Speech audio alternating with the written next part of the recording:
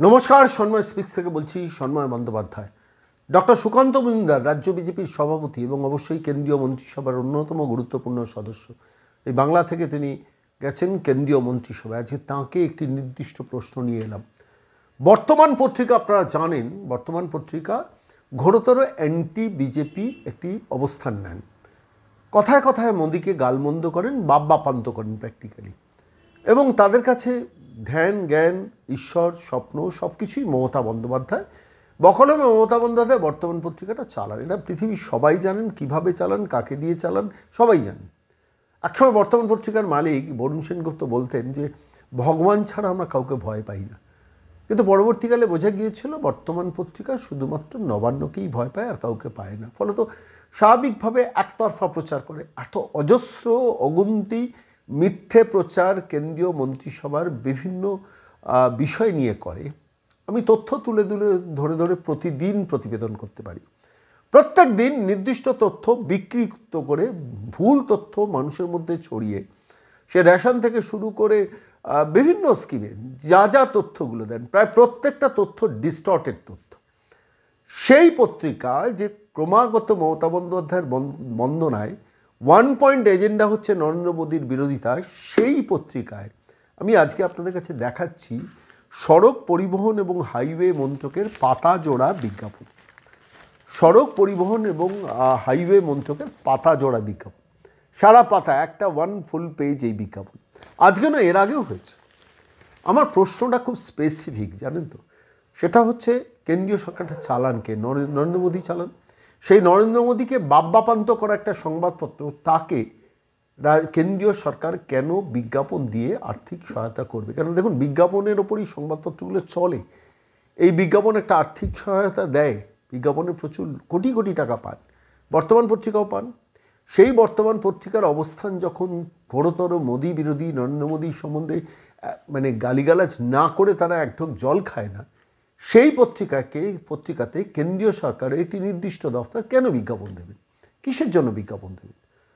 আমি বলছি না যে অপোজিশনকে বিজ্ঞাপন দেওয়ার নীতিটা ভুল, কিন্তু এই রাজ্যে আমরা কি দেখেছি, আমি একটু ছোট্ট করে একটা ঘটনা আপনাদের কাছে বলি।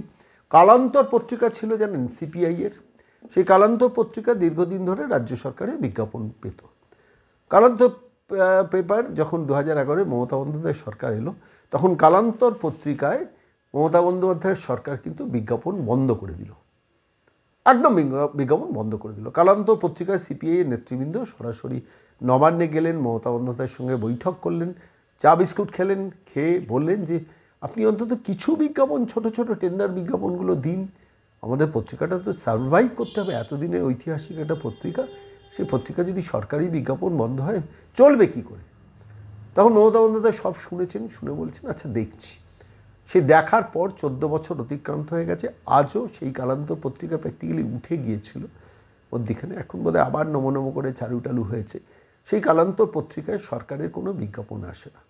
গণশক্তি পত্রিকা, তাতে সরকারের বিজ্ঞাপন আসে না, রাজ্য সরকারের কোনো বিজ্ঞাপন আসে না।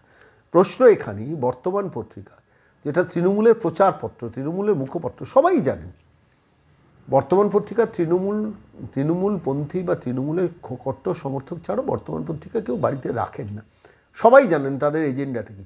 সেই বর্তমান পত্রিকাতে পাতাজোড়া বিজ্ঞাপন দিয়ে কেন্দ্রীয় সরকার কি মেসেজ দিচ্ছে? আমি ডক্টর সুকান্ত মজুমদারকে বলছি, এগুলো কেন নজর করেন না? আপনার তো নিজস্ব ইউনিট আছে, নিজস্ব সেল আছে, রাজ্য বিজেপিতে মনিটরিং করার সমস্ত ব্যবস্থা আছে।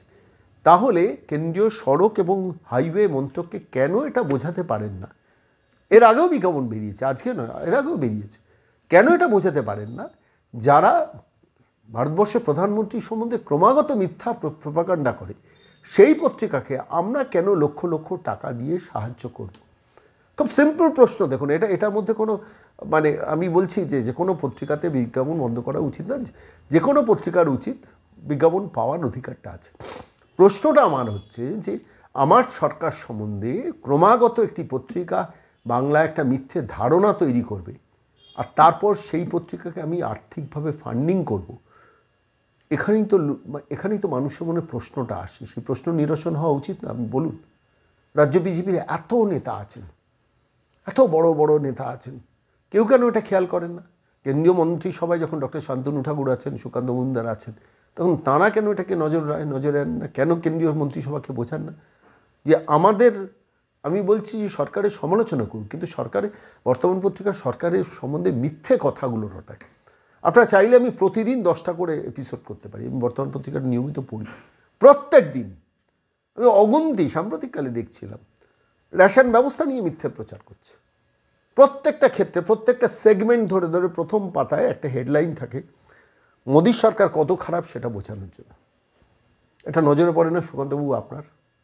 আপনি নিশ্চিতভাবে বাংলার সমস্ত সংবাদপত্র হেডলাইনটা তো চোখ বলান, আপনার নজরে পড়ে না? আপনি বলতে পারেন না কেন্দ্রীয় সড়ক পরিবহন এবং হাইওয়ে মন্ত্রককে, নীতিন গডকরি দপ্তরকে, যে এই পত্রিকাকে বিজ্ঞাপনটা দেওয়া উচিত না?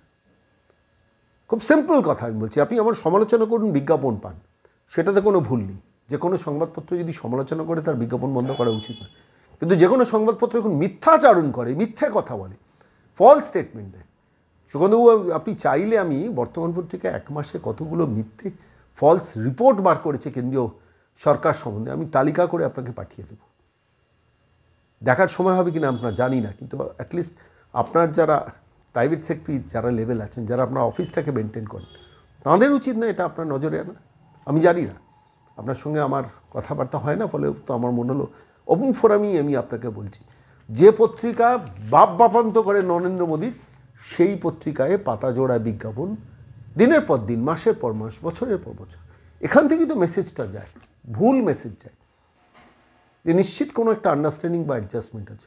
সেটাকে কাউন্টার করতে ইচ্ছে করে না সুকান্তবাবু। আমি আপনাকে বলছি, রাগ করবেন না, যেটা বাস্তব সত্যি কথা বলছি। এটা বিজেপি যে কোনো কর্মীকে জিজ্ঞেস করুন, বলুন বিজ্ঞাপনটা বন্ধ হওয়া উচিত। কেন করে না কেন্দ্রীয় মন্ত্রিসভা? উদারনীতি, লিবারেল অ্যাটিচিউড।